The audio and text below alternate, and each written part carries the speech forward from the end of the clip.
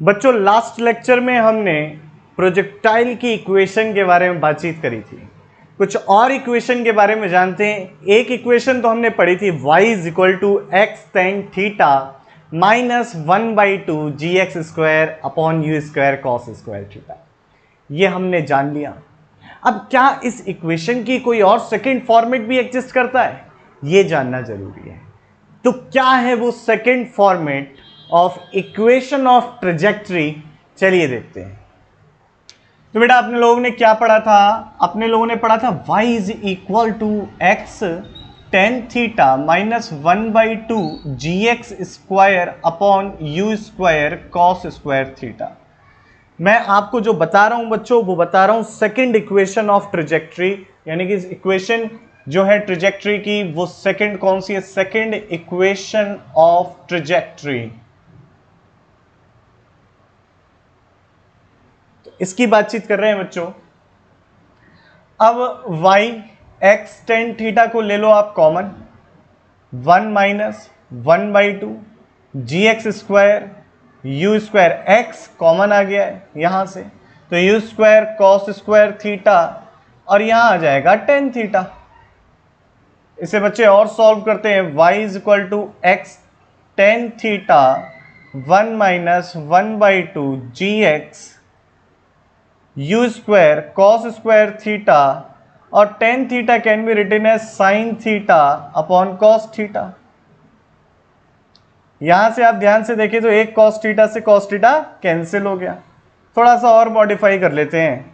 y is equal to x tan theta 1 minus 1/2 G को नीचे ले जा रहा हूं और आप लोग देख के बताइए कि आपको कुछ जाना पहचाना सा किसी चीज का फॉर्मूला मिल रहा है क्या? यहां पे देखिए, ध्यान से देखिए, जी को इस तरीके से लिख सकते हैं और आप लोग मुझे बच्चों देख के बताइए क्या कुछ जाना पहचाना सा फॉर्मूला दिख रहा है? ये किस चीज का फॉर्मूला था? ये याद करो, अपने हिसाब से लिखो वीडियो को पॉज करके। Yes, this is the range of the projectile. तो हमें एक और फॉर्मूला मिला है, देखो, y is equal to x tan theta 1 minus x by r, and this is also another form of equation of trajectory, जो बेटा हमारे को बहुत से सवालों में काम में आती है। तो this is another form of equation of trajectory. फटाक से नोट कर लीजिए बच्चों, इसे, है ना आसान?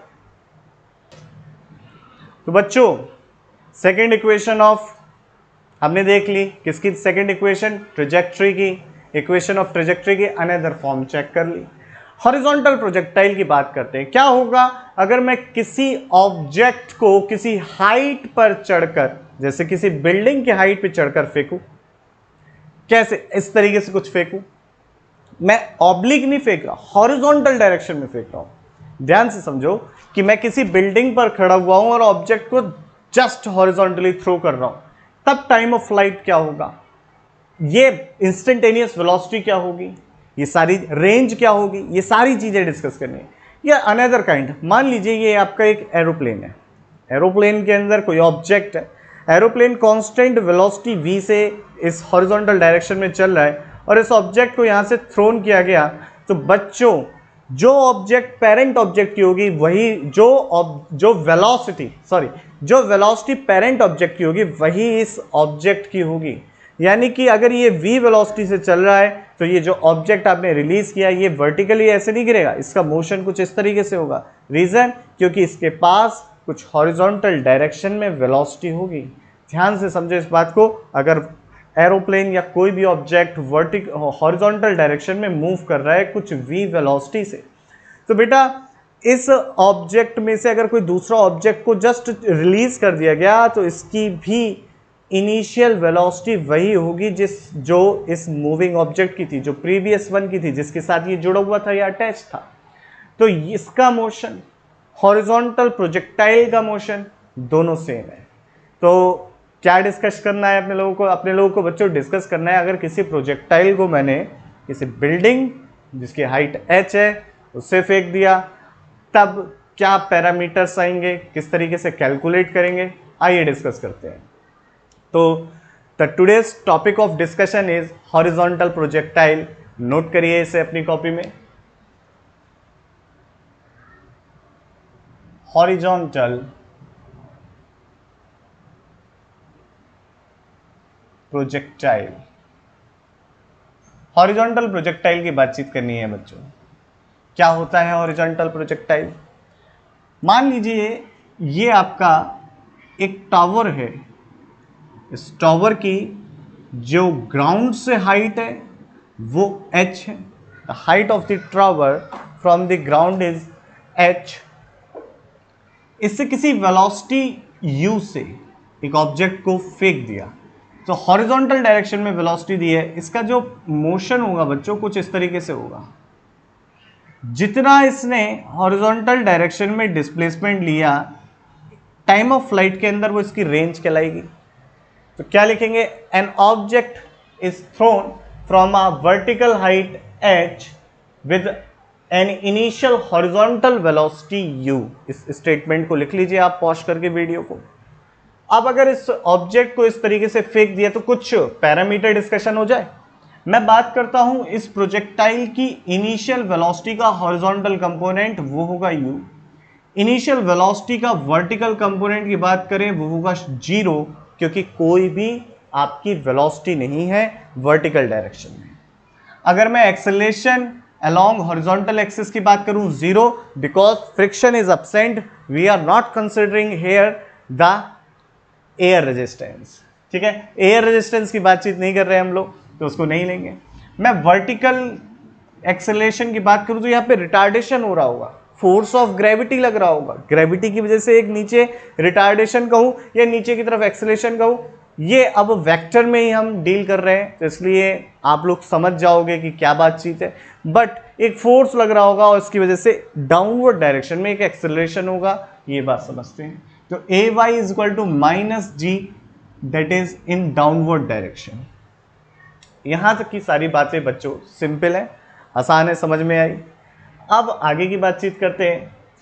मैं सबसे पहले जो बच्चों कैलकुलेट करना चाहता हूं पैरामीटर, वो है इसका time of flight. Time of flight की डेफिनेशन में कोई चेंज नहीं आएगा, वही डेफिनेशन रहेगी टाइम ऑफ फ्लाइट की जो हमने ग्राउंड टू ग्राउंड प्रोजेक्टाइल में पढ़ी थी। तो यानी कि जितनी देर के लिए ऑब्जेक्ट मोशन में रहा या एयर में रहा वही होगा टाइम ऑफ फ्लाइट। तो टाइम ऑफ फ्लाइट अगर मुझे कैलकुलेट करनी है तो मैं आपसे कहता हूं what is the vertical displacement of the, अगर मैं बात करूं इस एक टाइम ऑफ फ्लाइट या जितनी देर तक ये एयर में रहा उतने टाइम में इसने वर्टिकल डिस्प्लेसमेंट माइनस h लिया होगा। तो यानी कि at t is equal to tf, यानी कि टाइम ऑफ फ्लाइट के टाइम पर जब ये टाइम ऑफ फ्लाइट पे पहुंच चुका है, इतना टाइम गुजर चुका है, जो वर्टिकल डिस्प्लेसमेंट होगा माइनस का h होगा। अब वर्टिकल डिस्प्लेसमेंट के लिए वर्टिकल पैरामीटर ही लेंगे, that is u by T plus 1/2 a by T square. S Y की वैल्यू माइनस का h, u वाई इनिशियल 0 है, 0 tf माइनस 1/2 g और टाइम हुआ है tf स्क्वायर। यहाँ से देखें बच्चों तो tf की जो वैल्यू आई है वो आई है square root of 2h by G. So this is the time of flight of the object. आसान है, सिंपल है। What is the range? Basic parameter, यानी कि हॉरिजॉन्टल डिस्प्लेसमेंट कितना हुआ, तो रेंज देख लेते हैं बच्चों। रेंज बराबर होगा आपका x या r कह दे रहा हूं मैं, r is equal to u into T, क्योंकि कोई भी एक्सेलरेशन नहीं है, यानी कि हॉरिजॉन्टल डायरेक्शन में जो ऑब्जेक्ट का मोशन होगा यूनिफॉर्म मोशन होगा, इसका कोई एक्सेलरेशन नहीं है, इसलिए इक्वल इंटरवल ऑफ टाइम में इक्वल हॉरिजॉन्टल डिस्प्लेसमेंट रहेगा, है ना आसान। तो बेटा यहाँ पे हम रेंज बराबर लिखेंगे u, और ये डिस्प्लेसमेंट जो हॉरिजॉन्टल डायरेक्शन में हुआ है वो डिस्प्लेसमेंट एक टाइम ऑफ फ्लाइट में हुआ है, तो हमारा r is equal to u into t f आ जाएगा, और u और टी एफ की वैल्यू है square root of 2h by g. तो आपका r इज इक्वल टू हो जाएगा u square root of 2h by g. This is the range of the projectile. कुछ और पैरामीटर डिस्कस करते हैं। मैं आपसे पूछूं कि अगर ऑब्जेक्ट y वर्टिकली नीचे गिर चुका है तो इसका वेलोसिटी वेक्टर क्या होगा? ऑब्जेक्ट वर्टिकली y नीचे गिर चुका है और मान लो किसी यहाँ पर पॉइंट पर है, तो इसका वेलोसिटी वेक्टर कुछ इस तरीके से v होगा। इसको वेक्टर फॉर्म में हम कैसे निकालें, कैसे हम कैलकुलेट करेंगे? मान लीजिए ये जो कंपोनेंट होगा वेलोसिटी का, वर्टिकल कंपोनेंट होगा जिसे मैं वी वाई कहूँगा। ये जो कंपोनेंट होगा वेलोसिटी का, हॉरिजॉन्टल कंपोनेंट होगा जिसे मैं वी एक्स कहूँगा। तो मैं क्या लिखूँगा? मैं कैलकुलेट कर रहा हूँ इंस्टेंटेनियस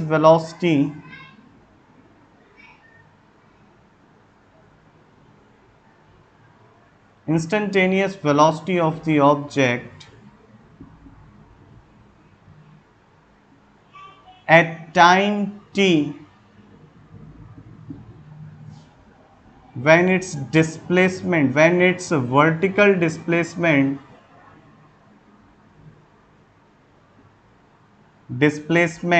is y या माइनस y कह लो, नीचे गिरा है इसलिए। ठीक है, तो अब मुझे ये कैलकुलेट करना है बच्चों। कैसे करूं? सबसे पहले मुझे Vx कैलकुलेट करना है। तो Vx मैं यूज़ करूंगा, यहाँ पर ध्यान से समझना, रफ के लिए मैं आपको समझा रहा हूँ क्या स्कीम मेरे दिमाग में है, किस तरीके से मैं सोचता हूँ उस तरीके से आप भी सोचिए। भाई Vx के लिए मुझे हॉरिजॉन्टल डायरेक्शन का एक्सेलरेशन देखना होगा, जीरो है, यूनिफॉर्म मोशन है, यानी कि किसी भी इंस्टेंट पर हॉरिजॉन्टल डायरेक्शन में वही वेलोसिटी रहेगी जो शुरुआत में थी, और जो कि क्या है, u। क्यों हुआ ऐसा? क्योंकि एक्सेलरेशन नहीं है तो there is no change, in the velocity along the horizontal axis. Point है। अब मैं अगर बात करूं आपसे Vy की, तो Vy के लिए आप यूज करोगे भाई uy प्लस ay t। अब ध्यान से देखो Vy, आप uy की बात करो तो वो तो जीरो है और ay आपका माइनस का g है, तो Vy इज इक्वल टू कितना आ गया? Minus G T. तो आप लिख सकते हो वेलोसिटी वेक्टर इस तरीके से लिखते हैं ना, Vx आई कैप प्लस Vy जे कैप। Vx की वैल्यू है u और साथ में आई कैप, Vy की वैल्यू है माइनस का gt जो आ गया जे कैप। अगर मैं आपसे पूछूं what is the speed at that instant, मतलब मैं इंस्टेंटेनियस स्पीड यानी कि मैं वेलोसिटी के मैग्नीट्यूड की बात कर रहा हूं, तो वेलोसिटी का मैग्नीट्यूड क्या होगा बेटा? तो it will be square root of Vx square plus V square Y, that is square root of u square plus G square T square. ये आ जाएगी आपकी इंस्टेंटेनियस स्पीड और instantaneous magnitude of instantaneous velocity. Is it is? ठीक है, बहुत आसान है, समझ में आई। अब मैं अगर देखूं थर्ड इक्वेशन से, तो थर्ड इक्वेशन से मैं क्या लिखूंगा? V Y square is equal to U Y square plus two A Y and displacement Y. Quite simple. तो यहां से आप देखो इनिशियल वेलोसिटी तो बच्चों जीरो है और आपका एक्सेलरेशन है वो कितना है? माइनस का जी, और डिस्प्लेसमेंट भी माइनस का वाई हुआ है क्योंकि नीचे गया है, नीचे, क्योंकि आपका फाइनल पॉइंट नीचे, इतना वाई नीचे गिराइए। तो यहाँ पर आपको मिलेगा V Y square is equal to two G Y. तो यहाँ से आप बच्चों कह सकते हैं कि V Y is equal to square root of two G Y. ठीक है, V Y is equal to square root of two G Y. एक और टर्म्स में हमें इंस्टेंटेनियस वेलोसिटी वेक्टर और साथ ही साथ उसका मैग्नीट्यूड मिला, इसको भी नोट करेंगे। अगर मैं आपसे पूछूं व्हाट इज द एंगल, ये फाई एंगल जो वेलोसिटी वेक्टर हॉरिजॉन्टल से बना रहा होगा, इसकी वैल्यू क्या है? तो सिंपल आपको पता है, ये बराबर होगा V Y upon V X. तो दैट इज, अगर मैं बात करूं टेन फाई की, तो टेन फाई बराबर हो जाएगा V Y upon V X, and we Y आपका कितना है? या तो आप जी टी, यहाँ पे मैग्नीट्यूड लेना होता है क्योंकि ये लेंथ होती है वेक्टर की बच्चों, तो V Y is equal to G T and V X is U. एक तो ये हो सकता है, तो यहाँ से आप लिख सकते हो phi is equal to tan inverse G T upon U. अब ये टेन इनवर्स क्या हो गया? जैसे टेन फाई बताता है it is the ratio of perpendicular to the base. अब अगर आपको पता हो कि आपके पास रेशियो पता हो तो वो किस एंगल के लिए रहा होगा, ये देखने के लिए हम टेन इनवर्स का यूज करते हैं। बेसिक बातचीत है, एकदम सिंपल। बाकी टेन इनवर्स आपका मैथमेटिक्स में आता है जो आप वहां पर डिस्कस करोगे। ठीक है, तो ये आ गया अपना। अब वी वाई को ये भी सब्स्टिट्यूट कर सकते हैं स्क्वायर रूट ऑफ 2g, इस तरीके से भी लिख सकते हैं। तो tan फाई दूसरा, या फिर मैं डायरेक्ट लिख दूं फाई इज इक्वल टू क्या आ जाएगा tan इनवर्स, और वी वाई की जगह हम यहाँ पे क्या रखेंगे square root of 2g divided by u। तो एक ये हो गया। अब इंस्टेंटेनियस वेलोसिटी वेक्टर थोड़ा सा बोर्ड क्लीन करके फिर बताता हूं।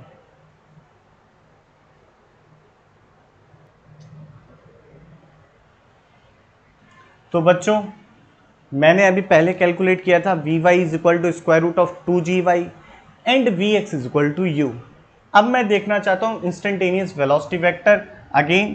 तो क्या लिखूंगा v x i cap plus v y j cap, v x की value u i cap and we Y is square root of 2g j cap.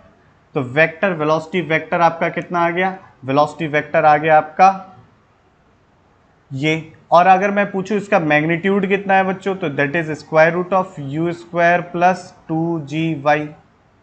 तो ये आपका हो गया मोशन का एनालिसिस कंप्लीट। अगर आपसे पूछा जाए कि what is the displacement vector या पोजीशन वेक्टर, तो ये आप खुद से कैलकुलेट कर सकते हो। एक्स डिस्प्लेसमेंट, हॉरिजॉन्टल डायरेक्शन का डिस्प्लेसमेंट निकाल लो, वर्टिकल डायरेक्शन का डिस्प्लेसमेंट निकाल लो in terms of t, and displacement vector या आप इस तरीके से लिख सकते हो आर, या पोजीशन वेक्टर बोल दो यहाँ पर। अगर मैं इसको ओरिजिन कंसिडर कर लूँ तो ये हो जाएगा x i cap plus Y j cap. इसको आप ट्राई करिएगा कि x की वैल्यू क्या होगी, x की वैल्यू सिंपल ut होगी और y की वैल्यू होगी माइनस का 1/2 gt स्क्वायर। कैसे आएगा सोचिएगा और मुझे बताइएगा। अब कुछ इंपॉर्टेंट पॉइंट्स जो ऑब्जर्व करते हैं। अगर मैं बात करूं बच्चों टाइम ऑफ फ्लाइट की, तो इसकी वैल्यू क्या थी स्क्वायर रूट ऑफ 2h/g। यहाँ पर वेलोसिटी तो है ही नहीं, वेलोसिटी से कोई मतलब नहीं है। यानी कि अगर आपके पास तीन ऑप्शन हैं कुछ इस तरीके से कि एक ऑब्जेक्ट नंबर 1 को जस्ट रिलीज कर दिया गया 0 इनिशियल वेलोसिटी से, दूसरे को किसी ऑब्जेक्ट को u2 से फेंक दिया, तो तीनों एक साथ मतलब एक समय में एक साथ नीचे करेंगे, पर उनकी पोजीशन डिफरेंट होगी। एक को जस्ट रिलीज किया गया, एक को फेंका गया u से, एक को u2 से फेंक दिया, u2 ज़्यादा थी u से, तब तीनों केसेस में एक साथ एक इंस्टेंट पर तीनों हॉरिजॉन्टल एक्सिस पे गिरेंगे या ग्राउंड पे गिरेंगे, पर उनकी position from the bottom of the tower will be different. ठीक है, तो ये था हमारा हॉरिजॉन्टल प्रोजेक्टाइल। अब इसका एनालिसिस और साथ ही साथ किसी ऑब्जेक्ट को चलते हुए हॉरिजॉन्टल डायरेक्शन में, एरोप्लेन है, रॉकेट है, मिसाइल है, हेलीकॉप्टर है, किसी से भी जस्ट रिलीज कर दिया जाए, इसका मोशन सेम रहता है। ठीक है, बाकी की बातचीत नेक्स्ट लेक्चर में करते हैं।